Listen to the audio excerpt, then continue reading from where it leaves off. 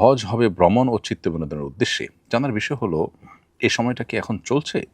আর বিনোদনের উদ্দেশ্যে হজ বলতে ঠিক কী ধরনের আচরণ বা প্রবণতাকে বোঝানো হয়েছে? উত্তর হলো যে এই বিষয়ে তারিখে বাগদাদে একটি বর্ণনা পাওয়া যায় যে হজ একটা সময় আসবে যখন ধনীদের জন্য এটি একটি পর্যটনে ১৯টি শৌখিনতা থেকে যে সফর হয়ে থাকে সেইগুলোর অন্তর্ভুক্ত হবে। আর যারা সমাজের মধ্যম স্তরের মানুষ আছেন, মধ্যম আয়ের মানুষ আছেন, তারা এটাকে ব্যবসায় পরিণত করবেন।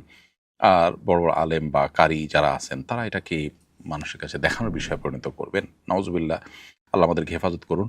এরকম মনোবাসনা থেকে যেন হজের ইবাদতটি আমাদের দ্বারা সম্পন্ন না হয়।